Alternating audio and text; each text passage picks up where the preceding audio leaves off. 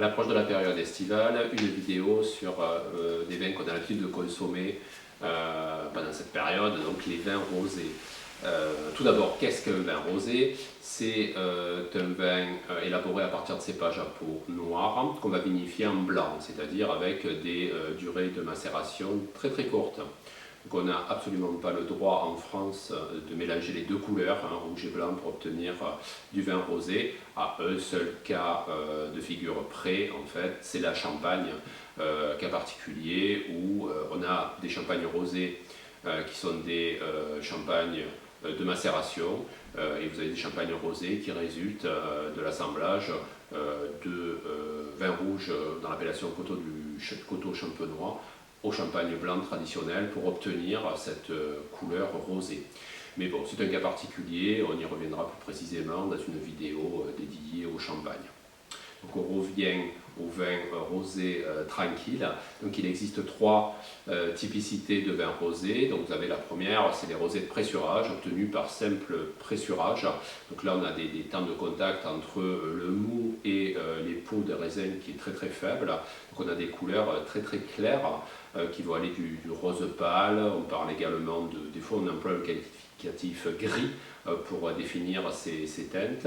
On parle d'œil de perdrix, de pelure d'oignon, et on a des vins qui ont une structure qui s'apparente à celle des vins blancs légers vifs, donc voilà, très peu de tanins, très peu de structure, et un côté très léger, très frais, avec une bonne acidité en bouche.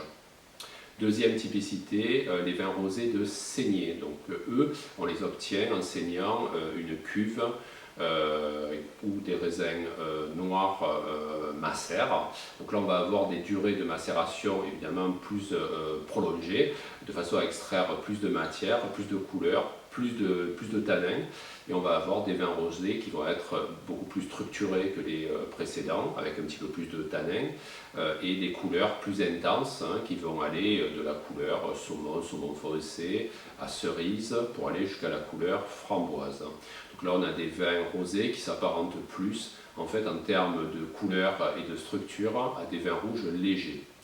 Troisième typicité, très souvent aujourd'hui dans les régions où on fait des vins rosés à partir d'assemblage de plusieurs cépages, eh bien, les cépages à peau épaisse sont vinifiés en saignée, les cépages à peau fine sont vinifiés en pressurage, et on obtient la troisième typicité qui est l'assemblage en fait entre vin rosé de saignée et vin rosé de pressurage, et on obtient là des vins qui sont moyennement structurés et qui ont des couleurs intermédiaires, plutôt sur des couleurs, on va dire, saumon. Alors, la production de vin rosé en France a fortement augmenté ces 15 dernières années au vu du succès commercial de ces vins. Il faut savoir aujourd'hui qu'un peu plus de 16% en volume de la production française c'est du vin rosé, que 10% en volume du vin consommé sur la planète c'est du vin rosé, un tiers, une bouteille sur trois, grosso modo, de vin exporté. Dans les vins rosés exportés, on a une bouteille sur trois qui est française et une bouteille sur cinq qui vient de la région provençale.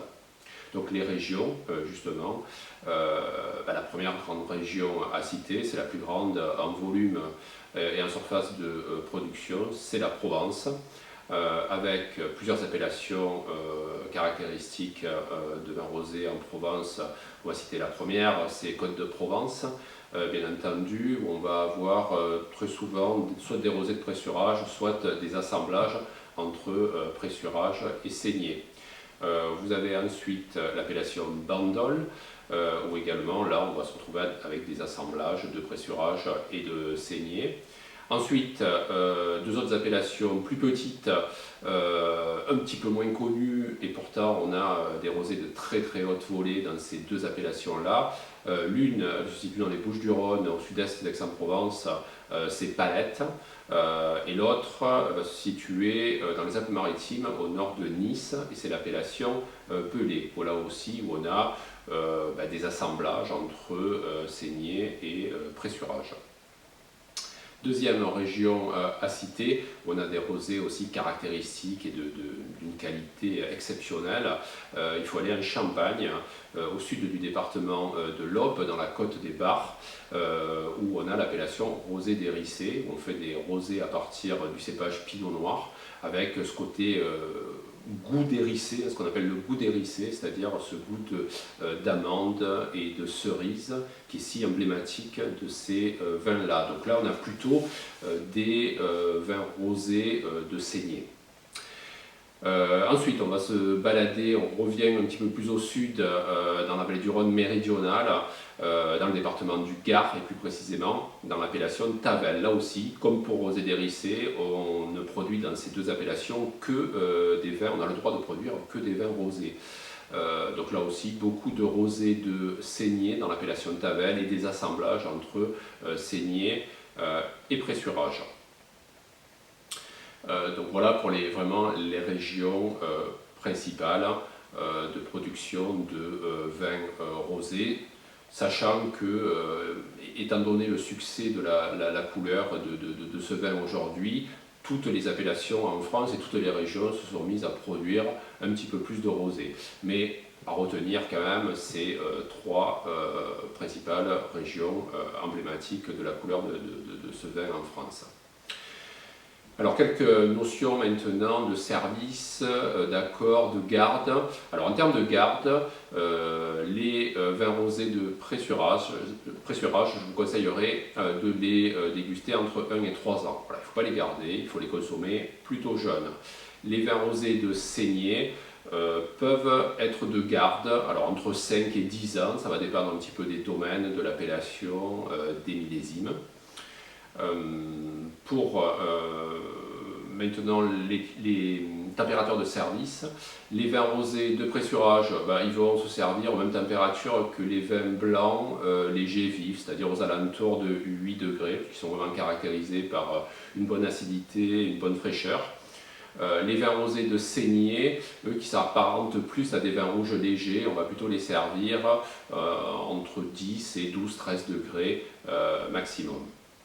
Au niveau des accords, les vins rosés de pressurage vont s'accorder à merveille avec des plats de poisson cuits à la vapeur, des pois de poisson en court-bouillon, des sushis, bien entendu des plats méditerranéens également par excellence. Alors, je pense à l'aïoli, je pense à la soupe de poisson, à la bouillabaisse, à des petits farcis de légumes.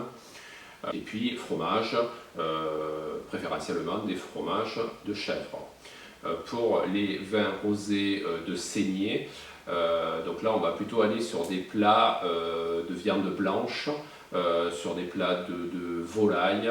Alors, éviter les sauces parce qu'on a quand même des structures légères, et puis les plus grands d'entre eux peuvent s'accorder même à des viandes rouges, je pense de belles pièces de bœuf braisées.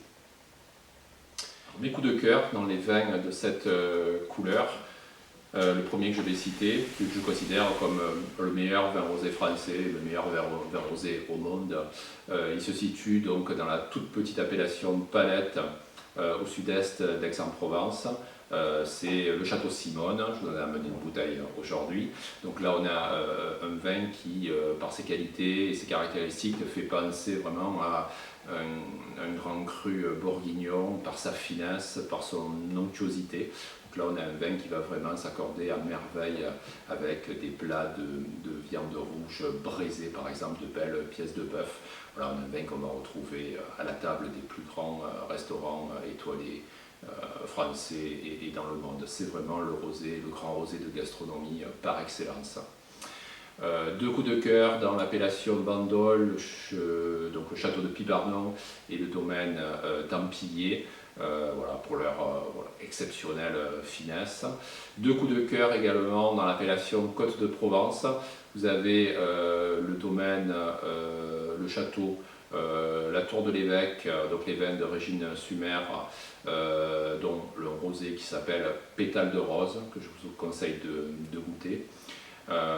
Également un autre domaine dans l'appellation Côte de Provence, c'est le domaine Saint-André de Figuières, notamment la cuvée Magali. Deux références maintenant sur l'appellation rosé d'Hérissé, donc le domaine Morel et le domaine Jean-Jacques Lamoureux. Une référence intéressante appelée donc les vins de Jean Spizzo du domaine Collet de Bovis. Et enfin, deux références à Tavel, le château de Manicy et également le château d'Acaria. Voilà, donc on termine cette vidéo sur les vins rosés. Je me ferai un plaisir de répondre à toutes vos questions, suggestions, remarques concernant donc les vins rosés. Et d'ici là, je vous souhaite de bonnes dégustations avec l'été qui s'annonce.